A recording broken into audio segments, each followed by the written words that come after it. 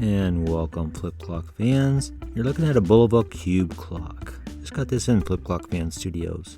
I've never had a Bulova before. It's a very interesting looking clock. It's the Bulova model B-5453. Bulova, the premier American watch company.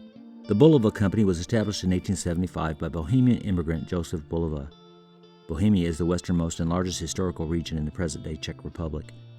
Bulova was reincorporated under the name Bulova Watch Company in 1923.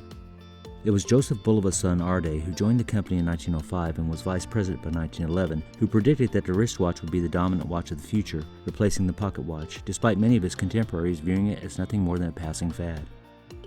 Bulova is known for several watch industry firsts, such as the standardization of watch parts, launching the first full line of ladies' wristwatches, and airing the first radio commercial in 1927. 1927 was the year legendary aviator Charles Lindbergh became the first man to fly non-stop across the Atlantic Ocean.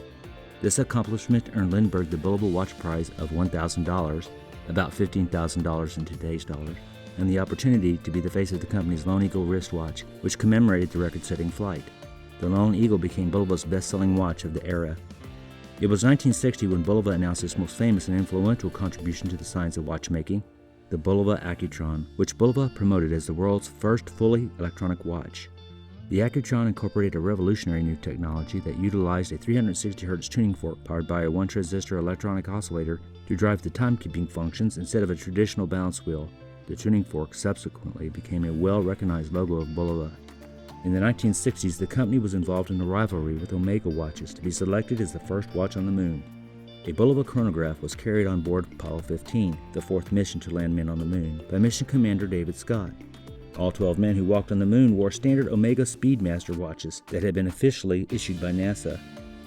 During Scott's second excursion on the moon's surface, the crystal on his Omega watch had popped off, so he used his backup Bulova watch, making it the only private-owned wristwatch worn on the moon's surface. The watch was a prototype given to Scott by Bulova. This watch sold at auction for $1.625 million in 2015. The company released an homage edition of the Lunar Watch in 2016 using a modern high-frequency quartz movement. The Bulova Watch Company became part of the Lowe's Corporation in 1979 and was eventually sold to Citizen at the end of 2007. Citizen Watch Company, based in Tokyo, Japan, is an electronics company primarily known for its watches. Bulova made its entry into flip clocks right at the beginning of 1970. This is a more common flip clock that you'll see on the internet websites these days. I never really had that many Bulovas or didn't have much experience with Bulova, and I'll admit until I did this video or started researching this video, I didn't know that much about them at all. So here we are, the Bulova Cube clock. I've got an affinity for these little cube type clocks. Seth Thomas has some like this, similar, but this knob on the outside is very unique. I like that. Here's the alarm on and off. Pretty simple design. Pretty obvious how we're going to get into it. Now the thing about this clock is when I've got it into the studio, it's making noise. I'm going to let you hear that noise. It was recorded before I started getting into this, but the noise you hear now, that's the noise that the clock was making. I'm going to get in there and find out what could be the possible cause of that and if I'm going to be able to fix that.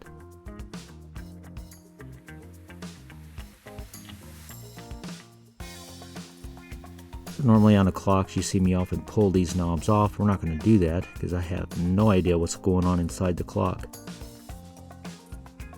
I'm going to try to carefully pry this off without damaging the clock. So my thumb is something to push off. My thumb will heal. These clocks don't heal.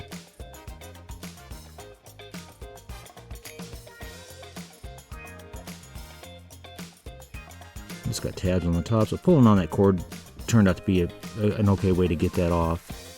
Didn't really know what I was dealing with there. No danger of breakage here. So there you see the rotor. That's kind of a unique looking rotor, isn't it? We've got the rotor spinning there in the electromagnetic field produced by that coil there in the beige, and it's making a noise. I notice that when I put pressure on that point right there, it changes the noise, or sometimes it actually, when I push straight down, it stops the noise. And my thought process is, well, maybe that arm there, maybe it needs to be pushed up or adjusted in some way. So when I start messing around here, it does change the sound when I'm pushing up, but it doesn't eliminate it. It seems more like when I push down on it that it eliminates the noise. So I'm pretty sure it's the rotor itself spinning there that's causing the problem, and not any gearing that's in the clock.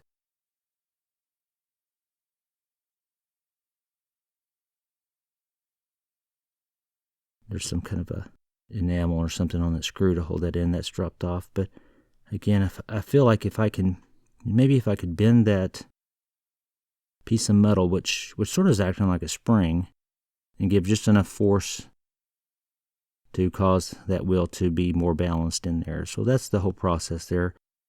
Or that's what's going through my mind as we're going here.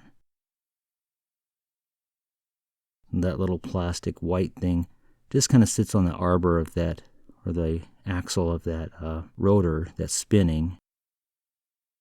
And it has some grease on it. You can't see that here. It's got some grease on it.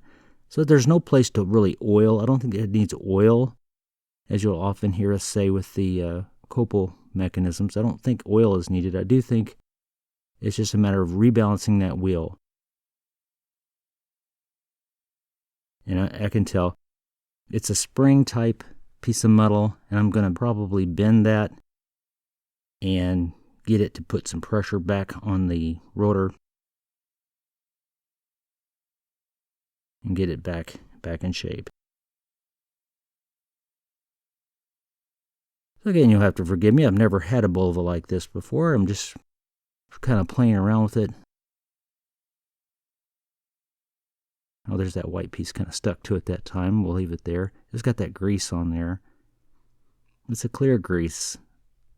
It doesn't seem to be white lithium grease. It's clear grease. So I'm going to try to bend this. I really don't know what I'm doing, but I have a feeling this is going to be the way. We'll get that pressure back on there, and hopefully that will balance the wheel out.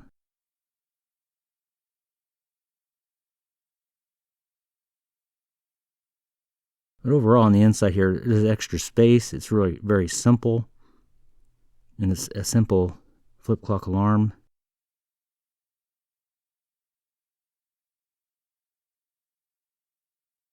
And that ends up being the way to cure this problem. So it fixed it. And the clock's running silently now. I don't know how common that problem is. So to get this out, pretty straightforward. We're just going to remove the two screws down here at the bottom. And they happen to be fairly long screws. They've had to jack that up a little bit there, as you can see, to get it positioned where they wanted it. We'll go ahead and power down. I've never had this open. I don't want to reach in here, not knowing what I'm grabbing onto. You look at that and say, okay, do I have to take it off? How's that going to come out? But after just manipulating, it doesn't take too long to see. It just tilts right out. Probably really easy to assemble this clock when they were making these Bulova. So the chrome paint there is in pretty good shape. And you can see there's just 3 screws to remove. That back piece and that plastic face. So we're looking at this motor. Not many gears involved in the transmission of the movement from the rotor to the flip clock, which is good. More simple, more better. You can see there's the wheel that would be turned to turn the flip clock. It's got the little clutch there, the friction clutch. Again, everything looks in good shape. That's the coil there, and there's the neon glow bulb, which doesn't have much wear on it, so it looks in good shape. I don't think anyone's restored this. Maybe it was just put up. You can see our alarm there on the top, that bar. There we go. Very simple. Whenever that bar comes close to that post, it's going to naturally vibrate, which is the alarm. If your alarm's not working, you probably just need to adjust that a little bit. And in this case, that's actually what I had to do. I just had to push it down a little bit. It wasn't working exactly right, but it's working perfectly now.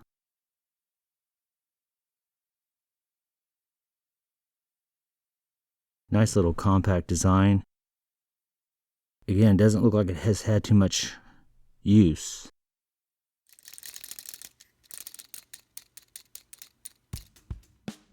And the numbers are just slightly larger than a typical Copal flip clock that you'll find. So it's kind of big numbers. I went ahead and took out that back piece, the bezel, so that I could clean the clock a little better. This is that piece.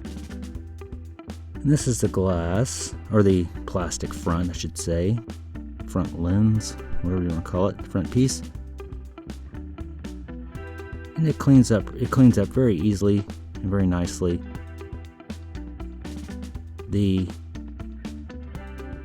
back piece here, it's got a flat black finish. I can tell it's been spray painted, and I am not even going to get water near this. I have no idea what's going to happen with that lettering. And to me, it looks like it's in pretty good shape, so I would recommend just dusting it off if possible, trying to keep your fingerprints off of it. It's a flat, matte finish. You can kind of feel it's kind of a gritty feel or rough feel. Kind of like 1000 grit sandpaper or something, so I don't want to mess that up. Well, there it is, the Bulova cube clock. A very interesting clock from a company with a very fascinating history, which I was able to learn while getting this together. I hope it was interesting for you. Thanks for taking the time.